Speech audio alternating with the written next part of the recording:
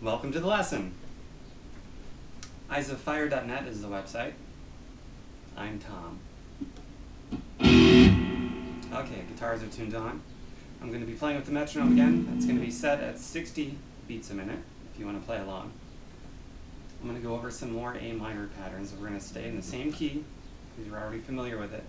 And you can switch this around to all 12 keys. It works just fine in any key. But for this example's sake, we're going to be doing it in A minor again. It's amazing. All the possibilities there are, musical possibilities, with just 12 notes in the entire musical alphabet. Even if you're just to play 3 or 4 of those notes, or 3 or 4 chords, in the same key, in the same mode, possibilities are endless. I love music. Okay, so to get on with this A minor pattern, here's what it's going to sound like. I'm going to turn the metronome on. 60 beats a minute. And these are triplets. 1 and 2 and 3 and 4 and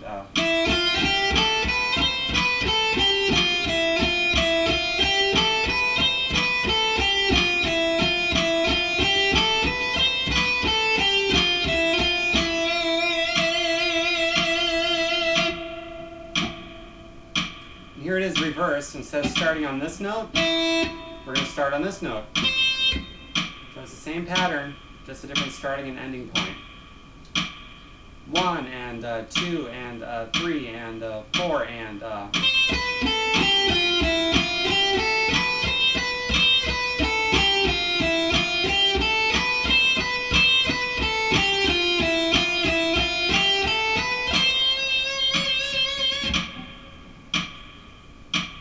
that was a different pattern, but we're going to go over that one as well, so it doesn't matter.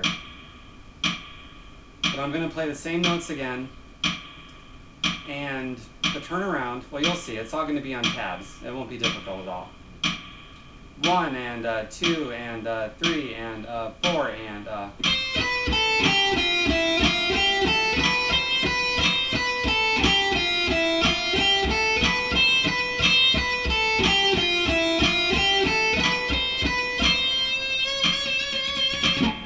I've been playing these patterns 3 times through. You can just do them once because they actually work out evenly in a 4/4 time signature. But now I'm going to show you a different lick.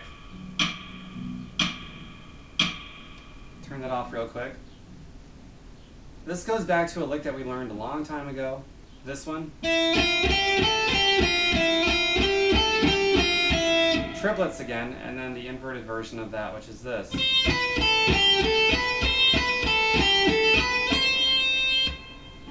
We're going to combine that one with the lick that we just did. So we're combining licks and making it a little bit more musically interesting. I'm going to turn my metronome back on and show you what it sounds like.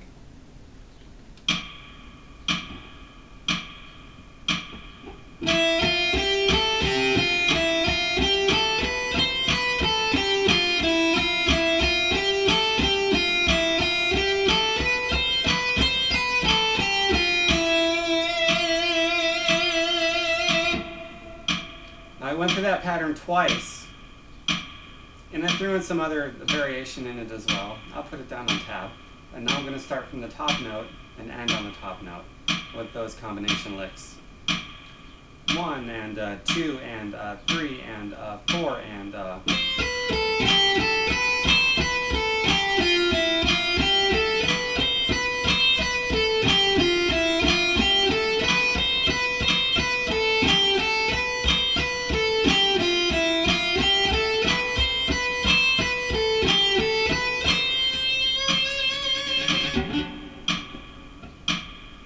Now you're going to notice, well, first of all, this lick right here and this one, those are pretty straightforward. There's no room for variation in those except for the inversions of themselves. But this lick here,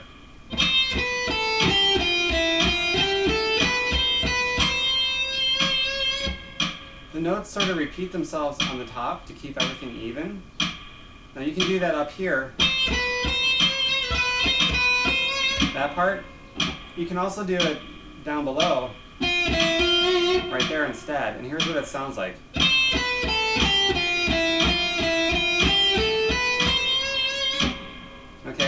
Here's the first way again, so you can hear the difference. And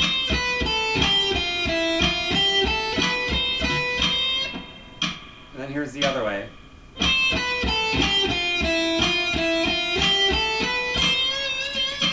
Do you hear the difference?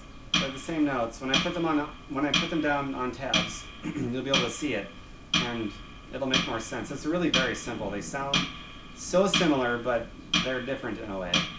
And I'm going to do, well, the inverted version of that also, the two different licks. So here's the first one.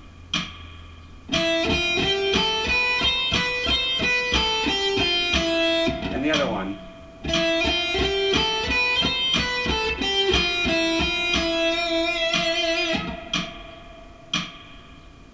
And you can mix and match these licks any way you want.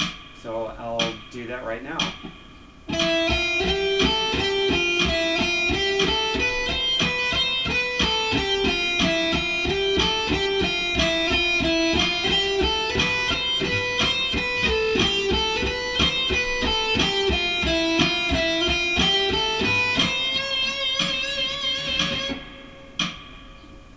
And I was sort of all over the place on that one, but I was always 3 notes a beat. I was always on time, and that's all that matters. You can, as you build up your mental library of licks, and you can write them down on paper too, when you're playing with other musicians or even playing by yourself, when you're practicing, when you're improvising, you can dig into your library of licks, and there's going to be thousands of licks as time progresses and you're learning new licks and getting better.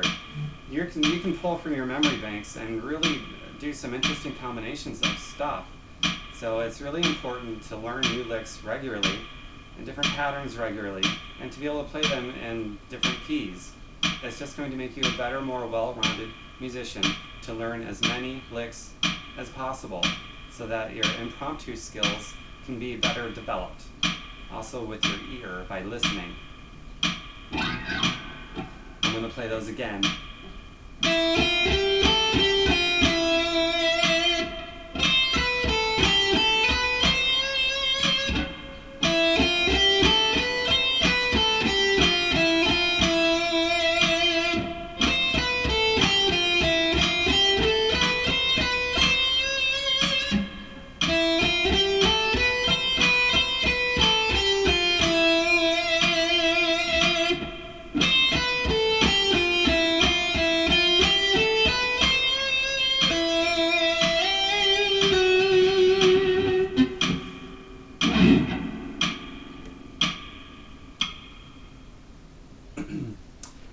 That concludes that lesson, just about. The rest is just going to be some talking points. As you add this to your journal, this lick, start slow. That was 60 beats a minute. If you can comfortably do that, then do that. If you can comfortably go a little bit faster, then start a little faster. If you need to slow down, then slow down. Point being, play this at whatever speed that you're comfortable playing this at, evenly, without missing a beat to the metronome. And then put it down in your journal, date it, and increase the, say, 60 beats a minute. If you're starting there, then maybe tomorrow do 61, or at the most, do 62, but don't go any more than 2 a day. And the day after that, go to, from 62, maybe to 63 or 64, and from there, maybe to 65 or 66.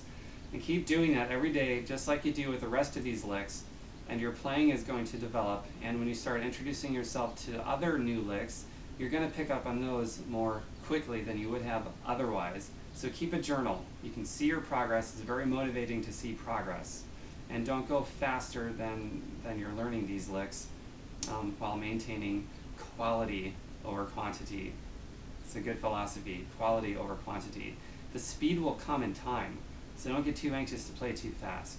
I can play these pretty fast, but I've been doing it for a while, and I went through the tedious, painstaking homework of keeping a journal of well, a lot of the different licks that I was learning.